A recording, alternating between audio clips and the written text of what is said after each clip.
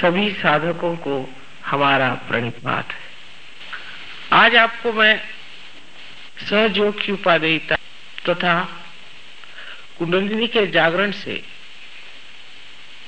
मनुष्य को क्या लाभ होता है वो बताना चाहती हूँ। माँ का स्वरूप ऐसा ही होता है कि अगर आपको कोई कड़वी चीज हो तो उस पे मिठाई का लेपन कर देना पड़ता है, किंतु सहयोग ऐसी चीज नहीं है। सहयोग पे लेपन भी मिठाई का है और उसका अंतर्भाग तो बहुत ही सुंदर है। सहयोग जैसे आपने जाना है, सहज, सह माने आपके साथ पैदा हुआ, ऐसा जो योग का आपका जन्मसिद्ध हक है वो आपको प्राप्त होना चाहिए। जैसे तिलक ने, बाल गंगाधर तिलक साहब ने बड़ी कोर्ट में कहा था कि जन्म सिद्ध हक हमारा स्वातंत्र है, उसी तरह हमारा जन्म सिद्ध हक स्वतंत्र को जानना है। ये स्व का तंत्र हमारे परमात्मा ने हजारों वर्ष संजो कर प्रेम से अत्यंत सुंदर बना के रखा हुआ है, इसलिए इसमें कुछ करना नहीं पड़ता। सिर्फ कुंडलिनी का जागरण होकर आपका जब संबंध इस चराचर में फैली हुई परमात्मा की प्रेम की सृष्टि से, उनके प्रेम की शक्ति से एकाकार हो जाती है, तब योग साध्य होता है। और उसी से जो कुछ भी आज तक वर्णित किया गया है, जो जो संतों ने वर्णित किया हुआ है, जो मार्क्स ने कहा, जो बड़े बड़े तत्ववेत्ताओं ने कहा, उस महात्मा के साम्राज्य की आपको प्राप्ति हो जाती है। ये सब कुछ आप ही के अंदर स्थित जो सुंदर रचना है उससे घटित होता है।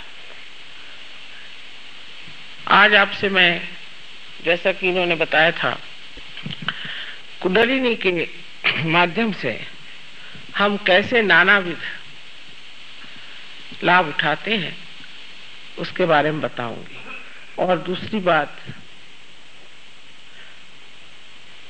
एक विनती भी है कि जिससे हमारा आज तक कभी हित हुआ ही नहीं, और अगर हित ही हमारे लिए सबसे उत्तमोत्तम चीज है, तो सब कुछ छोड़ करके हमें अपने स्वार्थ में उतरना चाहिए। स्वार्थ का अर्थ भी हमारे पूर्वजों ने बड़ा ही सुंदर बताया है। स्व का अर्थ पाना ही स्वार्थ है, लेकिन हम स्वार्थ को उल्ट समझते हैं।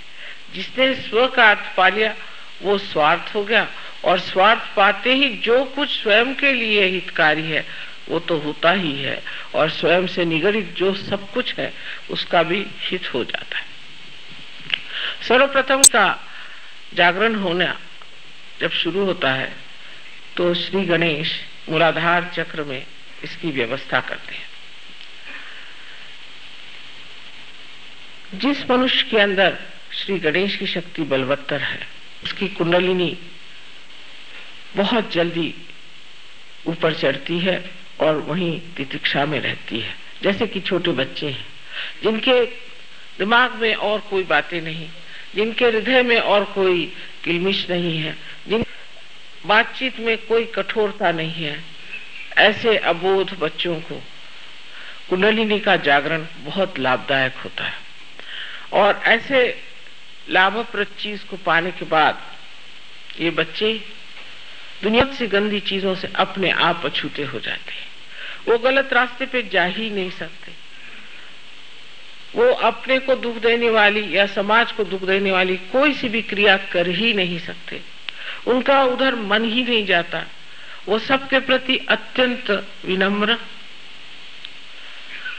और आदर युक्त होते हैं।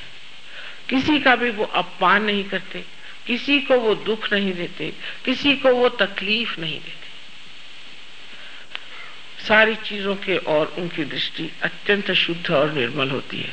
किसी की चीज छीन लेना, किसी को दूषण देना, किसी पे अपने गलतियों का बोझ डाल देना, इन सब चीजों से परे होकर के वो एक बड़े समर्थ जीव तैयार होते हैं। और वो समर्थता ऐसी है कि उसमें वो अगर कोई गलत चीज देखते हैं तब भी एकदम पूरी सीना तान करके जो बात कहनी पड़ती कह देते हैं। इसका उदाहरण मैं, हमारी जो नातिन है छोटी सी थी, एक 5 वर्ष की, तब वो लोग, उनके माता पिता उन्हें लद्दाख ले गए थे। तो वहां पर उन्होंने देखा कि एक लामा साहब बड़ा सा चोगा वोगा पहन करके बाल मुंडा उंडा के बैठे हुए थे। ये बिहार के रहने वाले हैं लोग। तो जब उन्होंने देखा कि सब लोग जा करके इन महात्मा जी के पैर छू रहे और माँ बाप भी संकोचवश जाके उनके पांव छूने लग गए, तब उनसे रहा नहीं गया। छोटी सी थी, जा करके उन्होंने अपने हाथ ऐसे किए और वो एक टीले पे बैठे थे उनकी और ऐसी गर्दन करके कहते हैं कि सर मुंडाकर और ये चोला पहनकर आप सबसे पैर छुआ रहे हैं, आप पार तो नहीं है।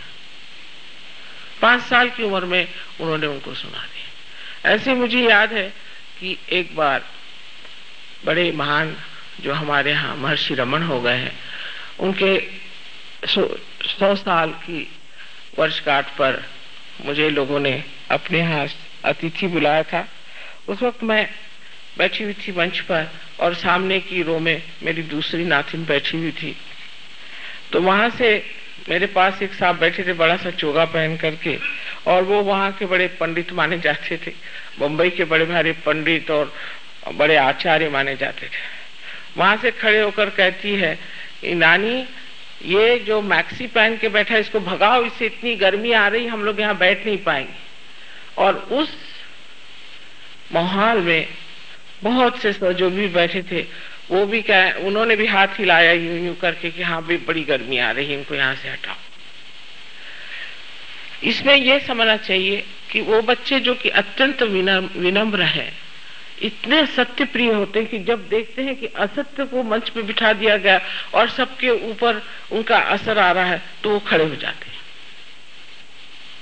इस प्रकार उनमें धर्म की दृष्टि आ जाती है कि जहां भी अधर्म होता है वहां वो खड़े हो जाते हैं।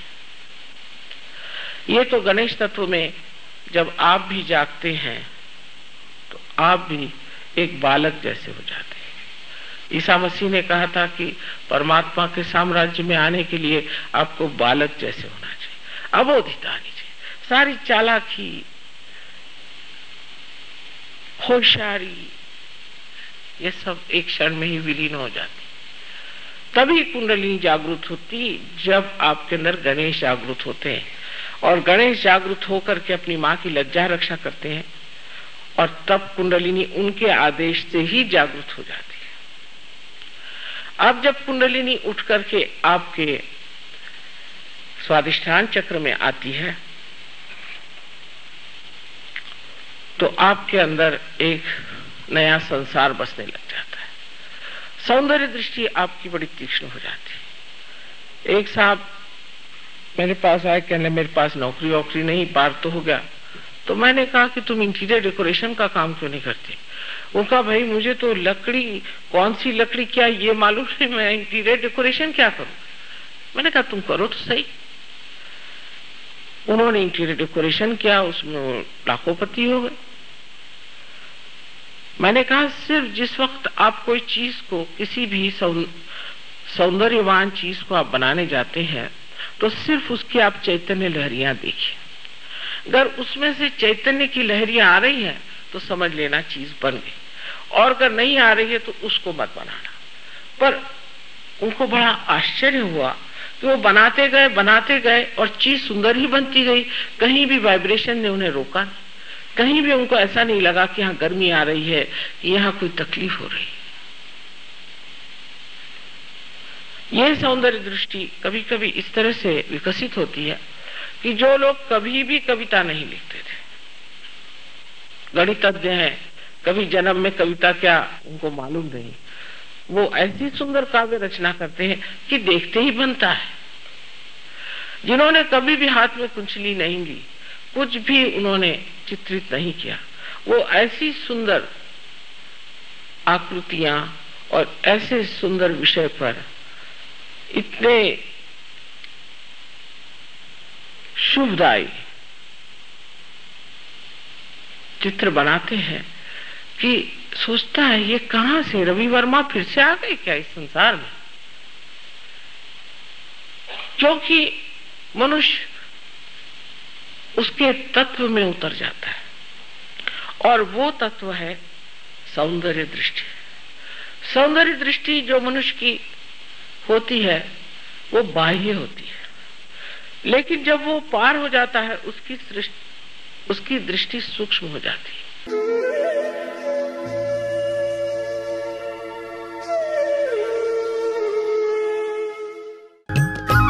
सब्सक्राइब कीजिए कुंडलिनी जागरण को और प्रेस कीजिए बेल आइकन को, जिससे कि आपको मिल सके हमारी लेटेस्ट वीडियो सबसे पहले।